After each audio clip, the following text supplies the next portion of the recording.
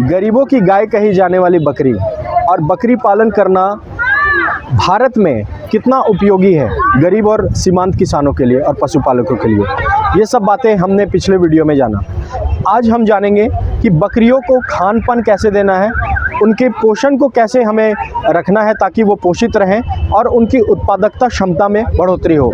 हमारे साथ यहाँ पे मौजूद है doctor Pankaj Kumar Singh, professor and head department of animal nutrition, Bihar veterinary college Patna. Doctor साहब, हमारे बासु के चैनल में आपका स्वागत है। डॉक्टर साहब, बात करें अगर हम बकरी पालन की, तो बकरी पालन में जो सबसे महत्वपूर्ण जो घटक आता है, जो बातें आती है, वो है बकरियों को कैसे पोषण देना है और उनको कैसे खान पान की उनका ख्याल रखना है।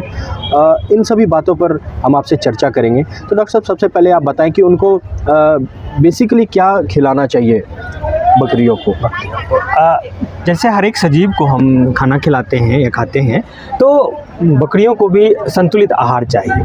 और उनके संतुलित आहार की बात करें तो उसमें दो घटक होते हैं, एक को हम चारा बोलते हैं और दूसरे को दाना मिश्रण बोलते हैं। तो चारा जैसे गाय भैंस में करते हैं कि हम काट के भी खिलाते हैं, लेकिन बकरियों के लिए सबसे अच्छा क्या होता है कि अगर आपके पास चारा गाय है या कोई भी जगह खाली है जिसमें कि चारा थोड़ा उपलब्ध हो, तो कम से कम 6 से 8 घंटा बकरियों को चराएं, तो वो सबसे उत्तम एक तरह से कहिए कि व्यवस्था है। क्योंकि उसमें बकरियां जो होती हैं वो चरने वाली जानवर होती है, जिसको ब्राउजर भी कहते हैं, और वो क्या करती हैं कि जो छोटे छोटे पत्ते होते हैं उसको चुन चुन के खाती है और उन्हें टेस्ट का पता होता है। तो इसलिए अगर संभव हो तो हम चारागाह में या यूँ कह लीजिए उसको 6 घंटा 8 घंटा, कभी कभी हम गांव में देखते हैं कि कहते हैं खूंटी गाड़ना, तो अगर किसान के पास नहीं है तो दरवाजे पर भी खूंटी गाड़ के एक रस्सी लगा के करते हैं, जिसको अंग्रेजी में टिथरिंग भी कहते हैं। तो ये किसी भी तरह उसको चारा उपलब्ध कराए, हरा चारा हो और सूखा चारा हो, दोनों उपलब्ध होना चाहिए। चारा में एक चीज़ ध्यान रखना है, बकरी और गाय में क्या फ़र्क है कि बकरी आपकी बड़ी शौकीन जानवर है कि अगर एक बार वो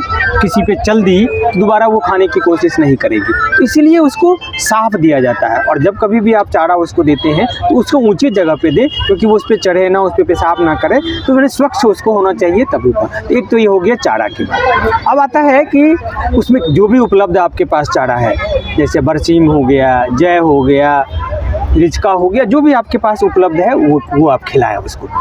दूसरा चीज़ जो सूखा चारा होता है, जैसे कि भूसा हो गया या धान का पुआल का कुट्टी हो गया, तो ये भी आप उसको खिला सकते हैं। तो ये चारा के बाद कभी कभी आप किसान को देखेंगे कि उनके पास साधन नहीं उपलब्ध होता है कि कोई चारागाह है, तो जो पेड़ की पत्तियां होती है वो बड़ा पसंद करते हैं वो। तो पेड़ की पत्तियां जैसे आम के हो गए, कटहल के हो गए, सहजन के हो गए, तो जो भी कभी कभी किसान के पास उतनी चारागाह नहीं होती है, तो वो वाला पत्ते तोड़ के भी आप उसको खिला सकते हैं। या मेड़ पे जो लगे होते हैं